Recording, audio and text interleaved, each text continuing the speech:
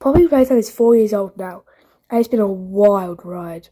I mean, if you compare the difference from Chapter 4 to Chapter 1, it's insane. Although Chapter 4 is bug-ridden, and it's still okay. But that's not the main focus of this video. The main focus is safe with catnap. Part 1, Chapter 1. Poppy Playtime started with a short free game on Steam. Its marketing failed miserably, with the trailers barely getting any views at the time of them coming out. So how did it rise to so much fame?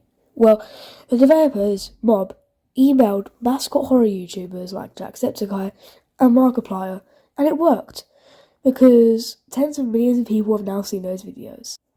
The game was very short, about 30 minutes long maybe, and it hooked millions of people who were intrigued by the mystery of the tapes and also the Huggy Wuggy chase. The second chapter was released 8 months later.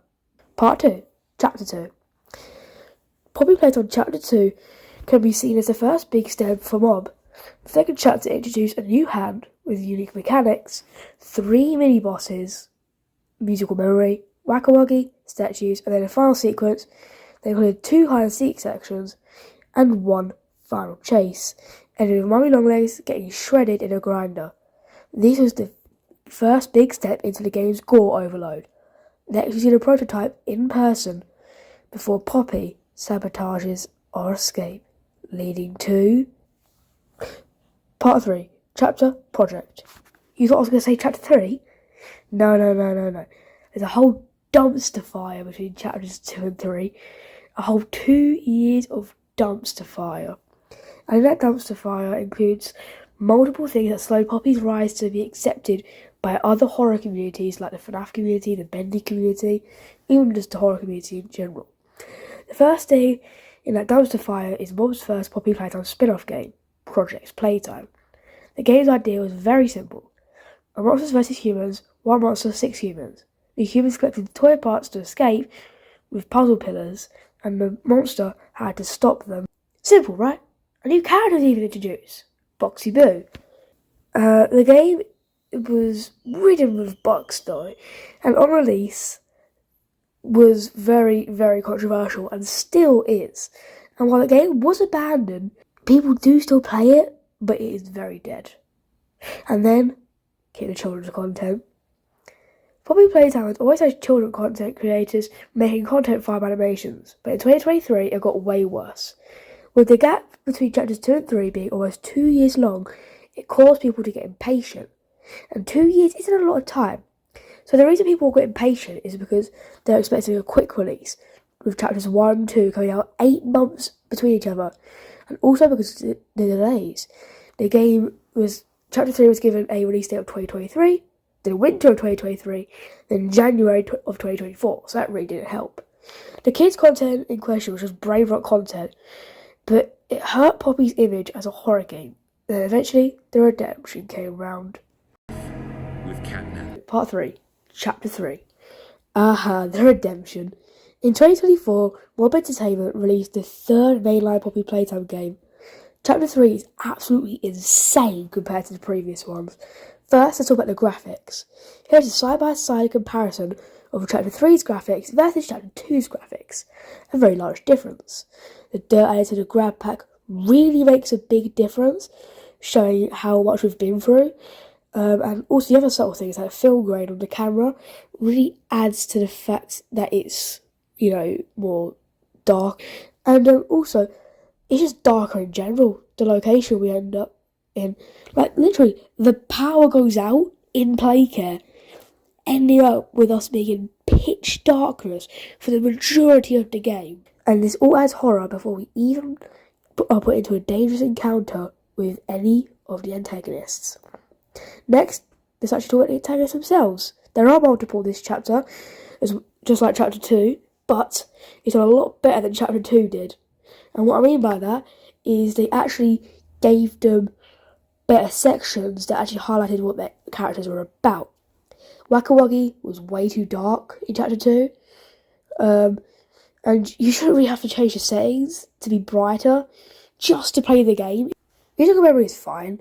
It's just very repetitive. Maybe every so often you should have to press a button maybe every so often you should have to press a button that turns back on the monitor that tells you the colours. While bars are still lower towards you. And statues is perfect. There's nothing really wrong with that. Moving on. Chapter 3 has 2 minor antagonists and 1 major antagonist. The first threat is Mr. Light. Oh, I have so much to say. Good things, by the way. First, the school itself is just brilliant. It's linear, dark, and not to mention, Mr. Light has 3 moments where she limps past you before she even tries to attack.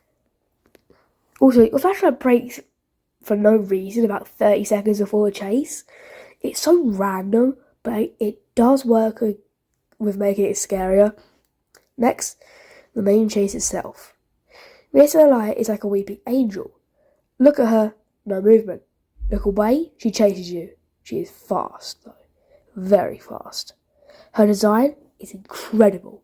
Her jaw hanging off her cracked open face, her eyes following you around as you move. It's just so good and so creepy.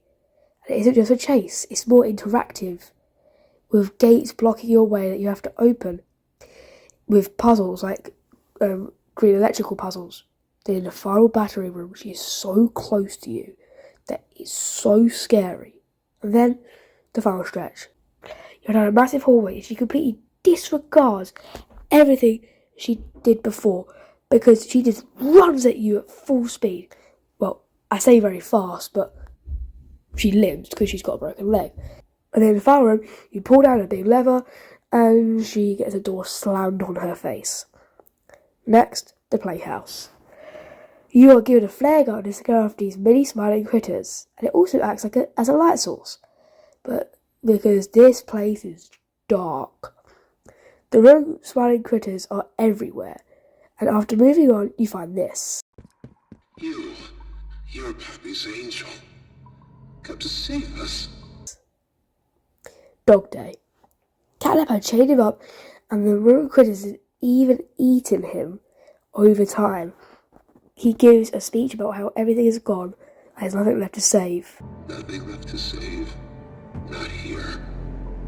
Not Catnap's little angel. He even calls Catnap that thing. I mean, he doesn't view him as a thing worth reasoning with, but as an animal. Inside themselves. That thing. Catnap. The prototype is his god. Then the most brutal part of chapter 3 happens. Oh no. Mother, no! Leave me. Please. Just go! Run!